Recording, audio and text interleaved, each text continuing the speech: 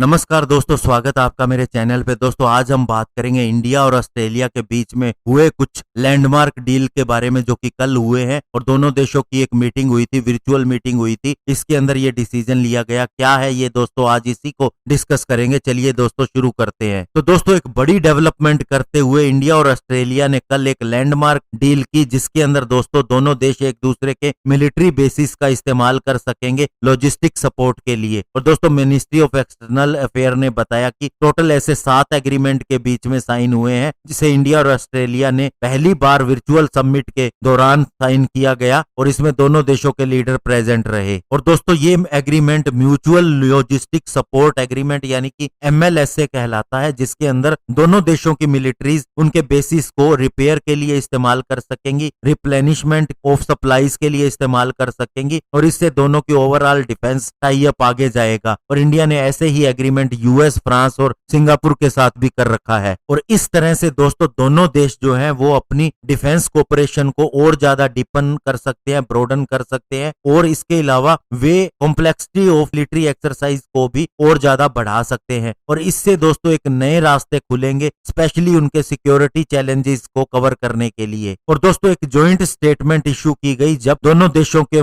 राष्ट्रीय अध्यक्ष, जिसमें हमारे प्रधानमंत्री नरेंद्र मोदी और Australian prime minister Scott Morrison शामिल थे, इसे इशू किया गया। और दोनों देशों ने मिलिट्री इंटरऑपरेबिलिटी को बढ़ाने के ऊपर बल दिया, स्पेशली डिफेंस एक्सरसाइज के द्वारा। और दोस्तों दोनों देशों की टॉक के बीच में और भी कई इशू को डिस्कस किया गया, जिसके अंदर दोस्तों एक टेररिज्म का ग्रोइंग थ्रेट भी शामिल था, मैरीटाइम सिक्योरिटी चैलेंजेस जो स्पेशली इंडो पैसिफिक रीजन के अंदर है उन्हें भी डिस्कस किया गया, वर्ल्ड ट्रेड ऑर्गेनाइजेशन के रिफॉर्म के ऊपर और कोरोना वायरस क्राइसिस के चलते किस तरह से इससे डील किया गया, इसके ऊपर भी बात हुई। और दोस्तों अब दोनों देश एक ऐसी अंडरस्टैंडिंग के ऊपर जा रहे हैं जिसके अंदर दोनों देशों की नेवी के बीच में कोऑपरेशन और ज्यादा बढ़ सके और मैरीटाइम डोमेन के अंदर एक अवेयरनेस ज्यादा बढ़े, स्पेशली इंडो पैसिफिक रीजन को लेके। और दोस्तों अब इंडिया और ऑस्ट्रेलिया दोनों ही कमिटेड है रूल बेस्ड मैरीटाइम ऑर्डर को सपोर्ट करने के लिए, जो दोस्तों दोनों की सोवरेनिटी और इंटरनेशनल लॉ के ऊपर बेस्ड है। पर्टिकुलरली दोस्तों United Nation Convention on the Law of the Sea के ऊपर ये आधारित है, ये जॉइंट स्टेटमेंट के अंदर कहा गया। और दोस्तों फाइनली अब हम ये कह सकते हैं कि जैसा कि चाइना का